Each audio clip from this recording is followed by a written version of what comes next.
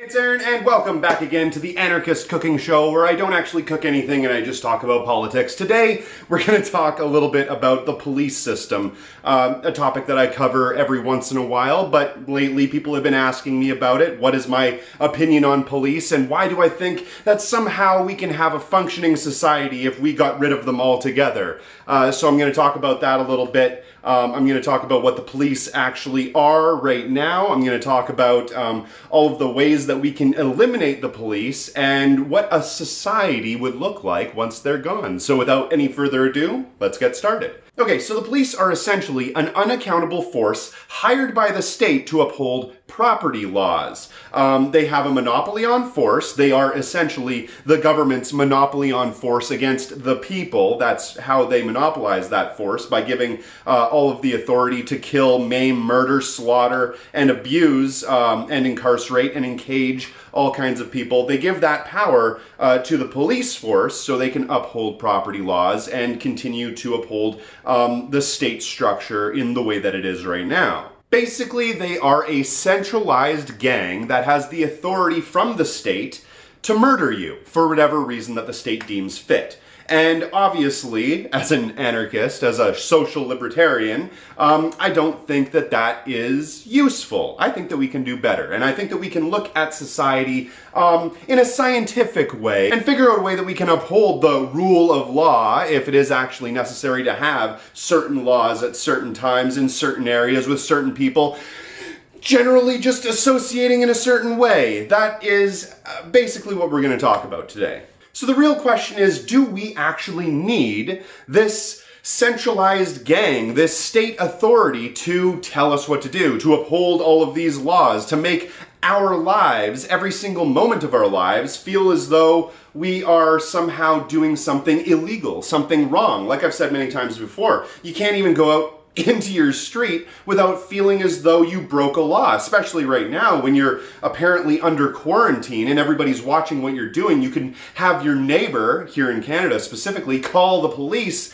if they see you on your front lawn and say that you're not social distancing or not isolating properly. And even before that, if you just decided to take a left-hand turn but you didn't signal properly, or if you merged and didn't signal properly, or if you jaywalked and you didn't go inside the lines, or if you did any number of things, you would be essentially illegal. You would essentially be breaking the law. But that's not a bug, that's a feature within capitalism, specifically in the United States, where the prison industrial complex is a multi-billion-dollar industry. You have to have a lot of criminals. And it's a lot easier to have a lot of criminals if you have a lot of laws that make basically everybody a criminal. You just criminalize normal things, things that regular people would do on a normal basis, and you make all of those laws feel as though they're necessary. So much so that it's so ingrained in our brains that we have to always follow these arbitrary laws that even when they don't make any sense, like I was saying the other day, say you're out in the middle of the country or in an area where there's literally nobody around, and you come up to a stop sign, you still obey that stop sign. It doesn't make any real logical sense. Even if you're standing on a street corner, you want to make sure that you press the little button and wait for the little man to tell you that you can walk, because you don't want to get charged for jaywalking even if there are no cars or nobody around. See, this line of thinking takes any onus, takes all accountability, all of that away from us,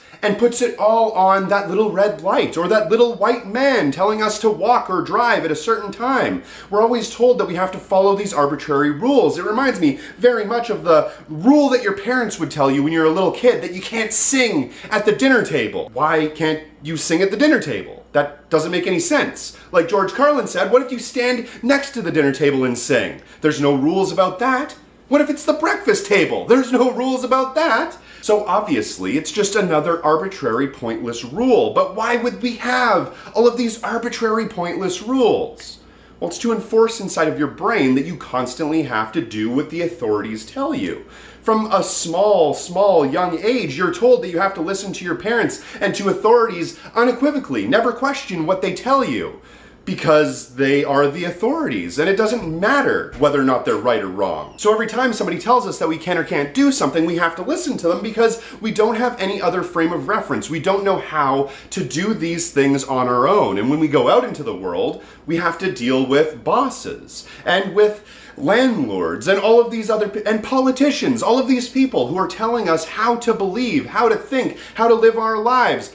The media, again, propaganda, they all tell us how to believe, how to live, how to react, how to do things. And if we don't do them properly, then they're going to come for us and they're going to take us away and lock us in a tiny little cage far, far away from everybody else. So we get punished. So we think about the things that we've done, even though there are countless studies that show that punishing people for those things rarely actually makes a difference.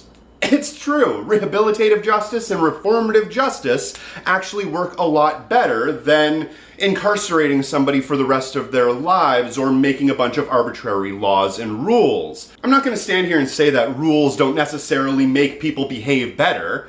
I haven't really seen any conclusive arguments that say that it does. I've actually seen a lot of things to say the contrary, but I won't make that kind of argument here today. But what I will say is that we can do better than this. So with all of that being said, how on earth could we go about eliminating the police force altogether?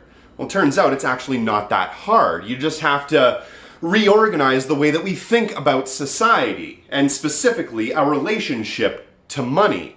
You see, money is one of the main reasons why the policing system is the way that it is. If we had a system that actually worked towards bettering humanity and not just increasing profits, then we wouldn't have nearly as many of these problems within society. And we can do that in a lot of different ways. First thing, and the most obvious thing in the world, is to decriminalize drugs. How many countless millions of people have been put in prison over the last dozen or so years just for non-violent drug offenses alone? If you eliminated that, you would immediately eliminate a vast number of people that were considered criminals. And there you go. Poof!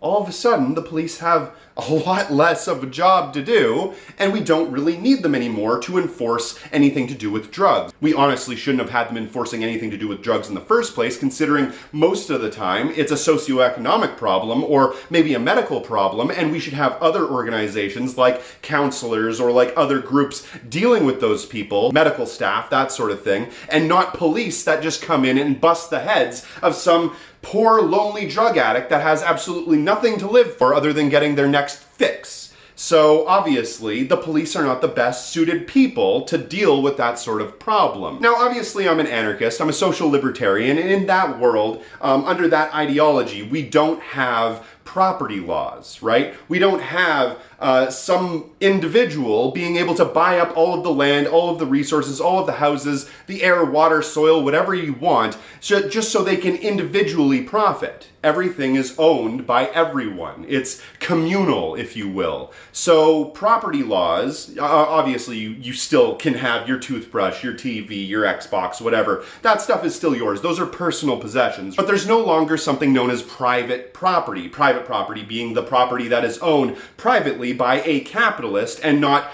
publicly or communally by the people. Publicly can mean through the government, and by the people, communally usually means from the ground up, usually through some sort of flattened hierarchical structure. Now, why would you do that? Why would you remove property laws? Well, because no specific individual should be able to own the means of production. And that leads me to my next point. We have to democratically own and control the means of production. That means the people have to communally own and control all of the resources, all of the supplies, all of the goods, services, materials, planes, trains, and automobiles that are used within society to be able to create the things that we need. And along with that, if we use something called a gift economy, where we give away all of the goods and services freely to everybody that's in the society, then obviously we would no longer have problems like theft or like armed robbery. Because nobody would ever have to steal anything, because all of the goods and services would be given away for free. You would have access to free housing, to free healthcare. You'd have access to all of the Xbox games and fucking dildos and shit that you would ever want to steal. So there's no reason to actually steal things anymore. You would have completely free access to all of the food, all of the shelter, everything that you could possibly need within society. And all you would have to do is be a part of that society. You'd have to donate a certain amount of your labor so that everybody else could benefit, along with you being able to benefit from their labor. That's how society should function. Money, in and of itself right now, could completely be eliminated and we would never even notice it gone. Because all we do now is just use a little debit card and swipe the thing so it can take fictitious digital money out of a fictitious digital system and place it into another fictitious digital system. We don't need that. It just works as a barrier at this point. All we need to do is just go to the grocery store and swipe a card so the grocery store knows to buy more or to acquire more goods. That's how we should be doing this sort of thing. There's no reason to have money anymore. It's completely arbitrary. It doesn't even make any sense why we still use it. So basically what I'm saying is that if we remove property laws, we democratically own and control the means of production, and we give all of those means of production away freely to the people who work within that society to create those means of production, and if we eliminate drug laws, then poof, all of a sudden we've eliminated almost all crime. Because why do people commit crime? Because they have to. People don't usually go out and commit crimes because it's fun. They don't go to the store and steal a bunch of bananas and flour because they think that it's a good thing to do.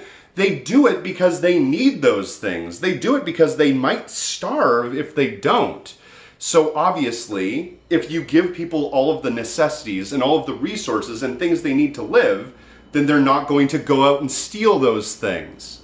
They'll already have them. It's pretty obvious. It makes a whole lot of sense. But that doesn't mean that all crime is going to be eliminated. Obviously, there'll still be a certain amount of crime. You're still going to have things like crimes of passion, stuff like murder, assault, rape, wage slavery, which, trust me, in an anarchist society would be completely illegal. So how on earth would you be able to defend against those things? Well, you can have something of a community defense force. Is that not just police though, Aaron? Is that not just the same exact thing?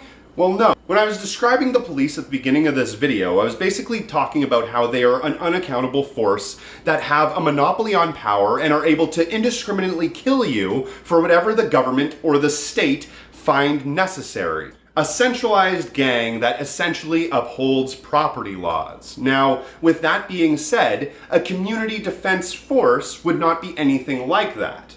It would actually be something completely different. Now, when I envision something like a community defense force, and obviously every anarchistic society would be different how they want to implement law enforcement, but say we needed to enforce laws in my dream society, right? There are a few laws that people don't want to have broken, and we democratically came to those laws, so let's enforce them somehow. How do we do that? Well, we democratically elect a bunch of people who want to be in some sort of law enforcement. Now that immediately takes away the ability for the state to own and control these people because it immediately makes them accountable to the people in their community. People from that community elect other people from that community to be the community defense force. That's basically how it would work. And if everybody in the community knows that Jeff just happens to not really be that nice of a guy and he might abuse his power a little bit too much, then they can democratically decide to make sure that Jeff doesn't become part of the community defense force. Now, obviously, I'm making the distinction between a community defense force and a people's army. They could overlap, but I think that a people's army, basically a force that defends the community from exterior threats, I basically think that that would be a little bit different than the community itself working together as a community defense force to defend against internal threats, just because I think that the people within that community have a better ability to deal with the threats within their community than an exterior force does. Obviously, that's the whole argument that I've been laying out here so far. Now, what would this community defense force be able to do? Would they have the authority to just walk up and shoot somebody or their dog if they wanted to, like police can right now? Well, no. The only authority that they would have is that they could take somebody that was being mischievous or whatever and put them into a place, say a holding cell. I hate the idea of jails, but let's say there's a holding cell. And they would put them in there for a specific amount of time, and a rotating jury of experts or a council of representatives or maybe a democratically elected body would decide whether or not this person should be punished for whatever thing that they did. Now, if somebody commits a murder or that sort of thing, you're still going to have some sort of force that goes in and investigates that murder. You're still going to need people that do that sort of thing. So a small percentage of the work that the police do is legitimate. It actually does need to be done. We can do that without them entirely.